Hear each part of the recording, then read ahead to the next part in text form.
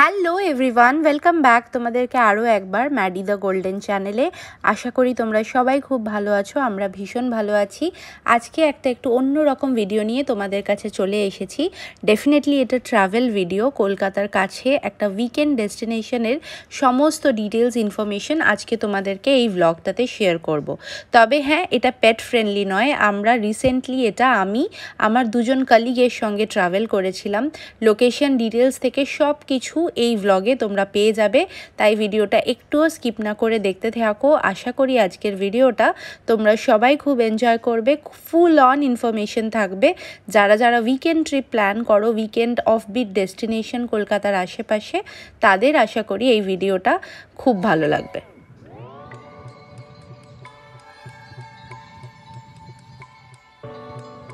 ছোটোখাটো এক রাত দু রাতে ছুটি পেলে তোমরা কিন্তু এই ডেস্টিনেশনটা খুব সহজেই চলে আসতে পারো।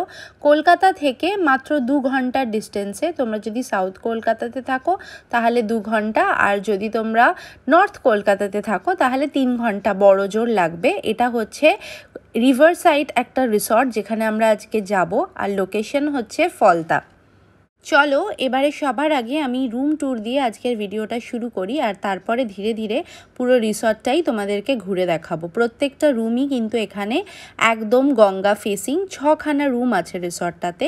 এই ডান হাতে ওয়াশরুম রয়েছে, আমি এটা একটু বাদে দেখাচ্ছি। তবে সবার আগে যেটা দেখিয়ে দিচ্ছি, এই দেখো এই রকম একটা বড় ডিসেন্ট সাইজের একটা রুম। আর যেটা সব থেকে সুন্দর সেরকম হচ্ছে এখান থেকে বসেই তুমি রুম থেকেই গঙ্গা দেখতে পাবে। সামনে এই ডেকটাতেও অবশ্যই তোমাদের একটু বাদে নিয়ে যাব। আর এইখানে হচ্ছে একটা কাবার্ড এরিয়া রয়েছে, আর এই রকম একটা ডিসেন্ট সাইজের একদম নিট অ্যান্ড ক্লিন একটা ওয়াশরুম ডেফিনেটলি খুব একটা ইম্পর্ট্যান্ট ব্যাপার। তো এগুলো সমস্ত কিছুই তোমরা এখানে খুব ভালো সার্ভিসেস পেয়ে যাবে। আর আমরা আর হচ্ছে ভার্জিন মহিতো। লাভলি। থামস আপটা কোথায় আমাদের? থামস আপটা ফ্রিজে আছে, ফ্রিজ থেকে। এই হ্যাঁ, এটা হলো আমাদের বিশাল কালেকশন।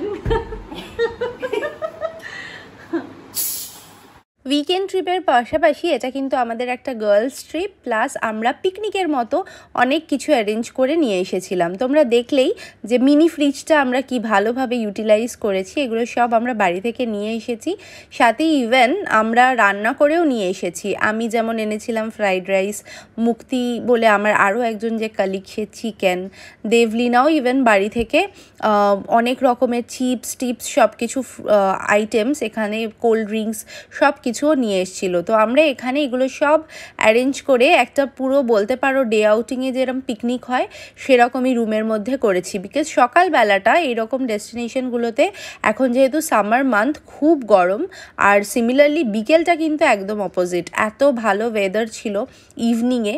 তো আমাদের যেহেতু পুরো প্ল্যানটাই বিকেল অনওয়ার্ডস, মানে 4টের থেকেই শুরু হবে, তাই জন্য সকালটা আমরা এখানে খেয়ে দিয়ে আনন্দ মজা করে কাটিয়েছিলাম। এখানে রিসর্টটাতে যেরকম তুমি লাক্সারি মানে সমস্ত অ্যামিনিটিসই পাবে, কিন্তু তার সাথে আবার কিন্তু বেশ ঘরোয়াও সমস্ত কিছুই। ওনারা তোমরা যেরকম খাবার বলবে সেরকম খাবারই। ওনাদের মেনু কার্ডটা আমি আমার ডেসক্রিপশন বক্সে দিয়ে দেবো, তোমরা চেক করে নিতে পারো। বেশ ইকোনমিক্যাল।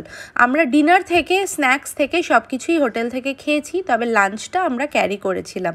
তো এখানে আমি অ্যাকচুয়ালি কোল্ড ড্রিঙ্কস দিয়ে আমি যা যা পারি সেগুলোই ওদেরকে বানিয়ে দিচ্ছিলাম, 2-3 রকমের ড্রিঙ্কস, আর সাথে কাজু টাজু নিয়ে বেশ অনেকক্ষণ বসে গল্প আড্ডা করে তারপরে দিয়েছিলাম হচ্ছে একটা বিশাল লম্বা ঘুম। কারণ আমরা সকাল সকাল একটু স্টার্ট করেছি, আর খাবারের যেহেতু সঙ্গে করে এনেইছিলাম, এখানে সেগুলো সব প্লেটিং করে নিচ্ছি, মিষ্টি টিষ্টি সব কিছু খেয়ে দিয়ে আমরা ঘুম দেব বিকেলে। এখানে ফলতা থেকে তোমরা এই রিসর্টটার নামটাই তো তোমাদেরকে বলা হয়নি, এটা আই থিঙ্ক তোমরা আমার থাম্বনেলে দেখতেই পেয়েছো। রিসর্টের নাম হচ্ছে অ্যাকোয়া রিট্রিট ফলতা। তো রেস্ট নিয়ে এখান থেকে আমরা এখন বেরিয়ে পড়েছি। কোথায় যাচ্ছি পুরোটাই তোমাদেরকে দেখাবো। তোমরা যদি ফলতাতে আসো আসো আমি সাজেস্ট করব ডেফিনেটলি বিকেলবেলা বা ভোরবেলা তোমরা এই রকম একটা নৌকা সফরে কিন্তু বেরিয়ে পড়তে পারো। এই গ্রামের রাস্তা ধরে রাস্তা খুঁজতে খুঁজতে আমরা কি সুন্দর একটা নদীর পাড়ে পৌঁছে গেলাম। আর সেখান থেকে আমরা যেটা করলাম সেটা হচ্ছে গঙ্গাতে বোট রাইড, যেটা আমার মনে হয় এই ট্রিপের সব থেকে ভালো আর সব থেকে মজা আমরা এনজয় করেছি। রিসর্ট তো এনজয় করেইছি, তার সাথে এই বিকেলবেলায় গঙ্গার বোট রাইডটা আহা। আর চার্জেসও কিন্তু খুব ইকোনমিক্যাল, মানে তোমরা যদি একটা প্ল্যান করো 3-4 জনের গ্রুপ থাকে, ওই 300 থেকে 400 টাকার মধ্যে একটা প্রাইভেট নৌকা তুমি হায়ার করে নিতে পারো। 1 ঘন্টা মতো তোমরা সেখানে থাকতে পারবে।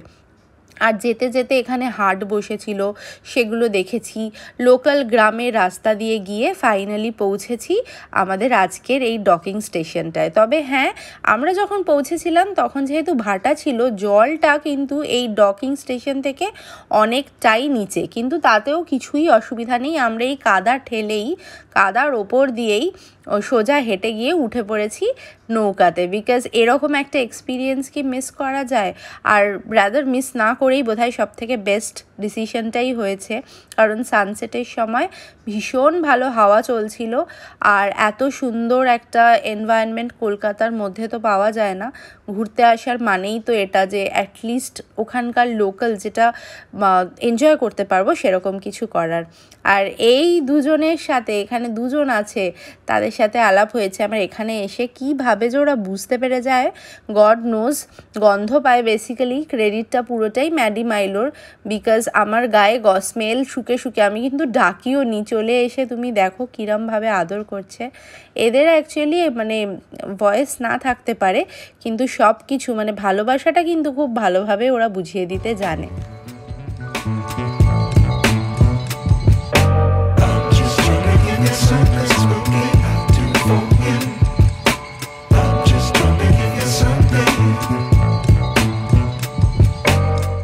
তোমরা যারা যারা আমার মতো দীঘা, পুরী, মন্দারমণি এই ট্রিপগুলো করে করে মোটামুটি বোর হয়ে গেছো, এতবার মোটামুটি যাওয়া হয়ে গেছে যে আর নতুন কি জায়গায় যাবে ভেবে পাচ্ছ না, তো তাদের জন্য আমার মনে হয় এই ডেস্টিনেশনটা একদম পারফেক্ট।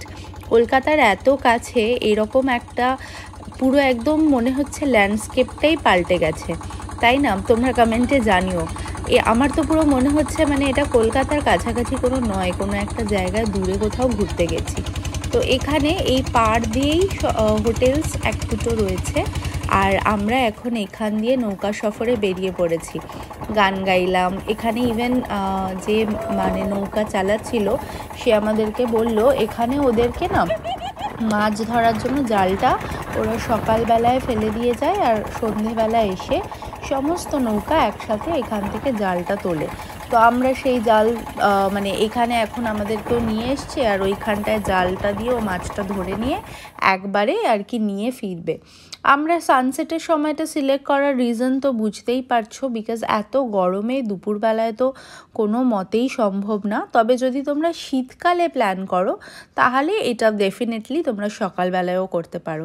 এখন আমরা যেই এরিয়াটাতে এসেছি এখানে এই যে এইটাও হচ্ছে ওদের জালটা, আর এখান থেকে ওরা মাছটা কালেক্ট করে সন্ধেবেলা নিয়ে ফেরে। আমরা চেক করলাম যে এখানে ইলিশ টিলিশ পাওয়া যাচ্ছে কি না, তবে সেটা যেহেতু এখন গরমকাল বললো এখন সেরকম ইলিশ মাছ উঠছে না। এই পুরো জার্নিটাতে মানে আমরা কলকাতা থেকে আজকে আমাদের বাড়ি থেকে সকালবেলা ওই 7টা 7:30 নাগাদ বেরিয়েছি, আর তারপর হোটেল পৌঁছাতে তো 10টার মধ্যেই 10টার আগেই রাদার পৌঁছে গেছি। মাঝখানে একটুখানি ব্রেকফাস্ট জন্য দাঁড়িয়েছিলাম। তবে এই যে ট্রিপটা এখন করতে এসেছি তো এটা আমাদের মনে হয় এই পুরো একদিনের একটা ছোট্ট ট্রিপে সব থেকে বেশি রিল্যাক্সিং, খুব এনজয় হয়েছে। মানে 3 জন একসাথে বেশ গল্প করে গান করে, তোমরাও যদি ফ্যামিলির সাথে আসো, ইভেন রিসর্টেও যদি তোমরা নিজেদের মতো টাইম স্পেন্ড করো সেটাও তোমাদেরকে ভালো লাগবে। আমরা এখন এখানে প্রায় 5:30 পৌনে 6টা বাজে, আর একটুক্ষণ বাদেই অন্ধকার হয়ে যাবে। তো আমরা এখন এখান থেকে সোজা রিসর্টে যাব, বিকজ ওখানেও আমাদেরকে সুইমিং পুল থেকে বাকি অ্যামিনিটিসগুলো সব এনজয় করার আছে, আর প্লাস রিসর্টটাও পুরোটা এখন তোমাদেরকে ঘুরে দেখাতে হবে। তো চলো এবার হোটেলে ফেরত যাওয়া যাক। রিসর্টে ফিরেই তিনজন মিলে সোজা চলে এসেছিলাম পুলে। সকালবেলা এগেন পুলটা এক্সপ্লোর করাই হয়নি, আর যেহেতু কালকেই চেক আউট করে যাব, তো কালকে আমরা মেজরলি প্ল্যান করেছি একদম ব্রেকফাস্টটা রিলিশ করে গঙ্গার পাড়ে বসে করব। তো তাই জন্য আজকেই পুলটাকে এক্সপ্লোর করে নিতে হবে। তো একদম রুমে এসে ব্যাগ ট্যাগ রেখেই সোজা তিনজন মিলে চলে এসেছি। আর তারপর এরকম গঙ্গার ধারে সোজা এখানটায় হচ্ছে বাউল গান, ওর মানে রিসর্ট থেকেই এটা অ্যারেঞ্জ করা হয়েছিল। আমরা এখানটায় এখন ডেকে বসবো।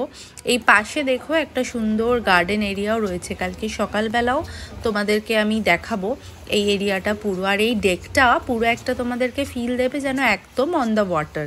তো ডেকটা পুরো পিলারগুলো ইভেন গঙ্গার ওপরে রয়েছে। এখানে আমরা বসে বেশ কিছুটা টাইম এখন আড্ডা দেব, খাওয়া দাওয়া সব কিছু এখানেই এখন হবে। আর তারপর একদম রাত করে রুমে যাব।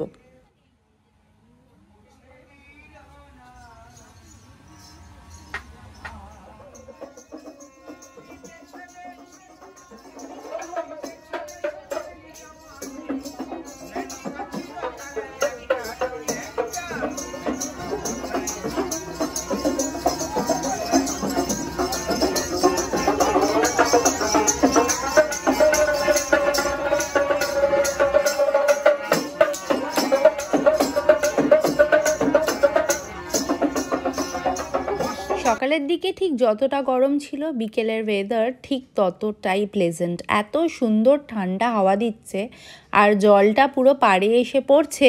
তার আওয়াজটা যদি ক্যাপচার করতে পারতাম, করতে পারিনি। আমি সকালে আবার চেষ্টা করব। পুরো মনে হচ্ছে যেন একদম সমুদ্র আছাড় খেয়ে খেয়ে পড়লে যেরকম হয় সেরকম। আমরা এখানে চা কফি সাথে স্ন্যাক্সের সাথে সাথে এই ভিউটা এনজয় করছি। দূরে ওখানে টিম টিম করে আলোগুলো দেখা যাচ্ছে।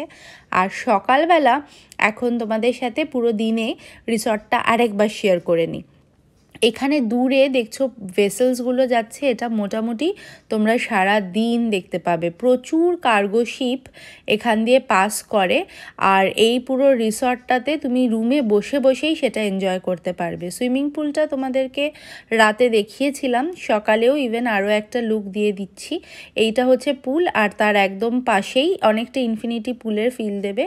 পাড়েই হচ্ছে গঙ্গা। আর এই পুলটা কিন্তু বেশ নিট অ্যান্ড ক্লিন, একদম ওরা সব সময় এটা মেনটেন রাখছে। পুল টাইমিংটাও ইভেন খুব ভালো। সকাল 8:30 থেকে খুলে যায়, আর বিকেল 8টা অবধি ওপেন থাকে।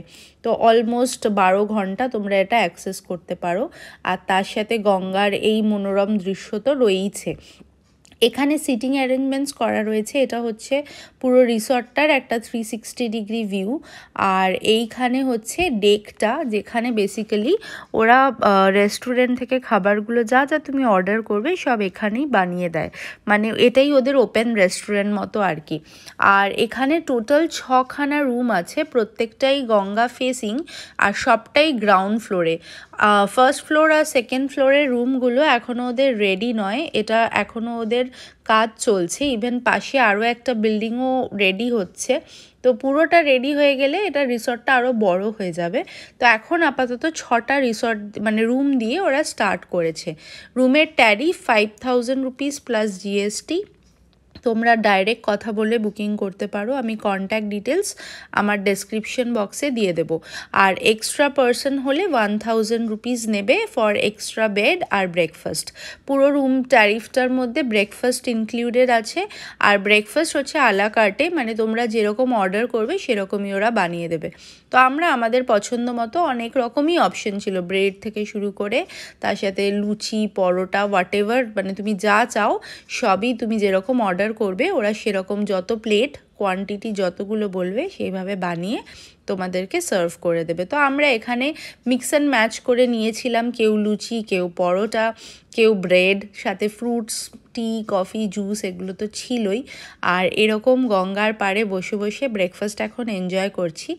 আর চেক আউট এখানে 10টা, আর চেক ইনটা হচ্ছে 12টা।